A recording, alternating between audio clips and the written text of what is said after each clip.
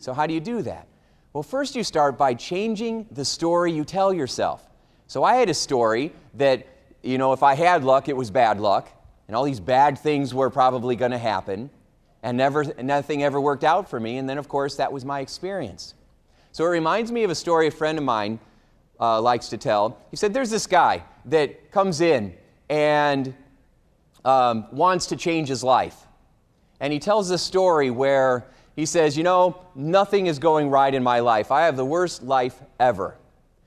I come home and from a job I work for my buddy, which is embarrassing because I want to run my own business, but I work for my friend, and I just can't stand it there, but I don't want to let him down. And then I come home and my wife's yelling and we're always fighting. And then she says, we got to go to this party tonight. And it's my buddy's house, my boss's house, and I don't want to go. So we're fighting the whole way there. We get there. My wife takes off like she always does, and I'm sitting there and I decide, what else am I going to do? So I'm going to have some beers. So I have a few drinks and it gets tired. Or I get tired and it gets late. And so I want to get out of here.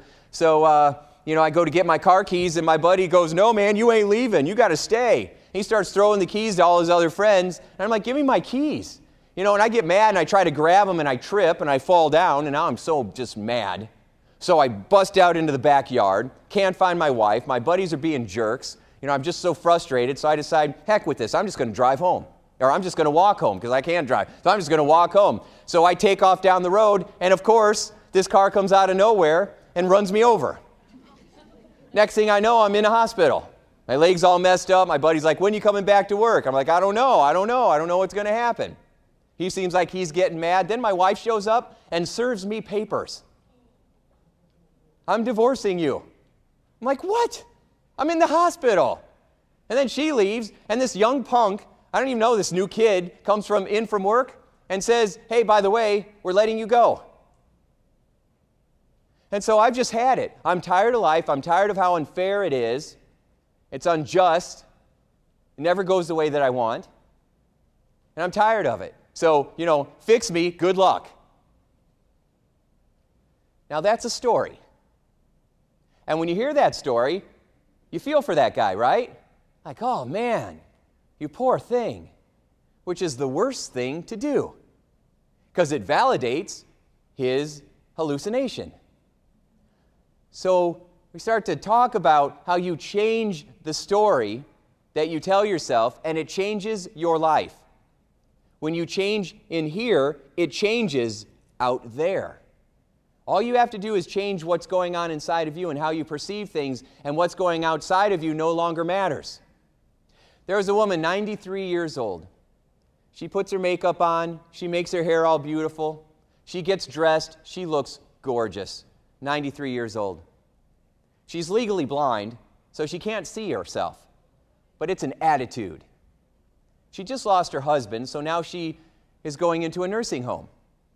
She's there with her stroller, and she's going down, or her walker, she's going down to see her new room, or kind of check it out, I should say.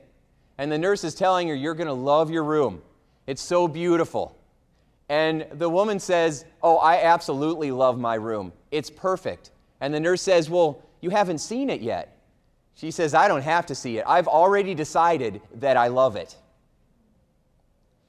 She says, it doesn't matter how you arrange the furniture in the room. What matters is how you arrange the thoughts in your mind. How are you describing things to yourself? What are you walking around telling yourself? What movies are you playing in your mind? Your feelings are your body's feedback system. They let you know where your thoughts are. So if you're feeling stressed, tense, angry, tight, afraid, overwhelmed, that's your body's way of saying, hey, we've got to get control over here. And I'll give you some strategies, a few tips for how to do that in a moment. But when you learn how to get control of what's going on in here, it changes what's going on out there. Emerson once wrote that poem about, you go back, maybe it was Thoreau, but you come back to where you very first started and you see it as if you're seeing it for the very first time. It hasn't changed, but you have through your journey, so it looks different because you're different. If you take an orange and you squeeze it, what comes out of it? Orange juice. Have you ever squeezed it so hard that a different kind of juice came out? Not unless you were really high, right? Is that apple juice? I heard payroll, they get really high. Anyway, so more paperwork. So does it matter if your boss squeezes the orange? Orange juice will still come out, right? What if your spouse squeezes the orange? Does something else come out? No. What if the president squeezes the orange? Does something else come out? What if the economy squeezes the orange? Does something else come out? No. Why? Because that's what's right. That's what's inside. Orange juice is what's inside of the orange. So no matter who squeezes it from the outside, whatever is on the inside is going to be what comes out. So the real question is, when life squeezes you, what comes out? Stress, pressure, overwhelm, frustration? What's your first response? Are you the cause of your life, or are you the effect of it? Are you in charge of your schedule, or a slave to it? Henry Ford once said, if you think you can or you can't, you're right. And I've talked to thousands of people who said it couldn't be done, and then they shifted their perceptions, and then they did it. And then they look back and they say, I can't believe I ever thought that way. I wish I would have done this sooner. Well, today is the day. Today's your day. So that when life puts the squeeze on you, our goal is to let calm, confidence, peace, hope, optimism flow from you. So that you're going with the flow of life, and anything that isn't flowing is your resistance. And that resistance is not coming from outside of you. It's coming from within. Now, there might be obstacles that show up in your life, but those obstacles are there to test you to see where you're at. A piece of coal does not run through feathers to become a diamond. It goes through tremendous pressure over time before the coal moves away and the sparkly, valuable jewel is shown. This room is full of diamonds. So when the wind blows hard in your life, don't curse the wind, build a better sail. So this guy comes back in, and he says, you know what, I've been thinking a lot about what you said, about changing the way that you look at things, and this orange. And I realized that I'm not going to be able to ever really get any better in my life if I don't change my story. Even Albert Einstein, one of the smartest people that ever lived, who was told that he was an idiot as a kid, he said one time that you cannot solve a problem with the same mind that created it. You must grow and expand. You must step out of your comfort zone. John Wooden, a famous basketball coach, once said, it was what I learned after I already knew everything that made all the difference. And that is so true. It's what I learned after I already know everything. Because we feel like we already know stuff. You want to be right or you want to be happy? Well, I'll tell you, most people want to be right. And they sacrifice their happiness to get it. And remember, if you have to be right, that means whoever you're connecting with has to be wrong. So if you're someone who has to be right, you're leaving a trail of people behind who you've made to feel wrong. You'll never get to happiness that way. Mother Teresa said, I will never go to an anti-war rally, but I'll go to a peace rally any day of the week. There's such a difference in that. Do you have a heart at war or a heart at peace?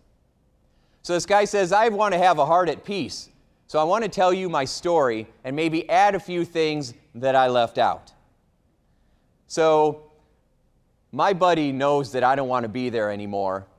And he doesn't have the heart to fire me, but he knows I want to quit, and we understand each other, so I'm just dragging it out. And I go home, and I don't want to go see him tonight because I'm just frustrated, so I take it out on my wife like I always do. She's so sweet and so kind, and I'm always so mean to her. So I'm yelling at her all the way over there. She starts crying. She goes off with her girlfriend. Her girlfriend's trying to console her. I get mad. I stomp over in the corner, and I start slamming beers and slamming shots. And I get wasted. And I'm so drunk that I want to go, and my buddy grabs my car keys and says, "You're not going anywhere, man." He's throwing them to everybody else. And I didn't try to push somebody. I took a swing at him. And I missed. And I fell down, and I was so embarrassed, so humiliated. So I blast out into the backyard. I've made my wife cry. I've embarrassed myself and took a swing at my friends. And then I'm sitting there. I can't go back in the house. I should have just stayed there, but no, not me. So I take off at 2 in the morning in the dark up a one-way street. And a car comes over, never saw me, and clips me, knocks me over. They took me to the hospital just to make sure I was okay because I was drunk. But I'm in the hospital, my legs it's fine, but I keep telling them at work, I don't know when I can come back in. And then my wife shows up, and she's all upset, and she says, "I signed the divorce papers that you wanted me to sign. I know you're not happy, and I wish you were, but I'm leaving because I know that this is what you wanted." So I'm like, fine, whatever. So I call my mistress, and she won't come over either. Yeah, I know, my wife knows too. It's one of the reasons why we got a divorce, but don't judge me. So anyway, so then my buddy, I keep telling him, I'm not going to be able to come back to work, and so he just has this kid, so it's not personal, come in and let me go. And that's what really happened. And I want to change my life. Now, you hear that story about that guy, him over there, not me, okay? That guy, what do you think of him the second time? It's like, oh, that bastard, right? Why do you want to hit him again with the car? Totally different story, right? So the point is, do you think he would ever be able to change his life if he held on to the first story where he was the victim? Never. Not a chance. So we have to learn how to change the story we're telling ourselves. We have to learn how to start anew.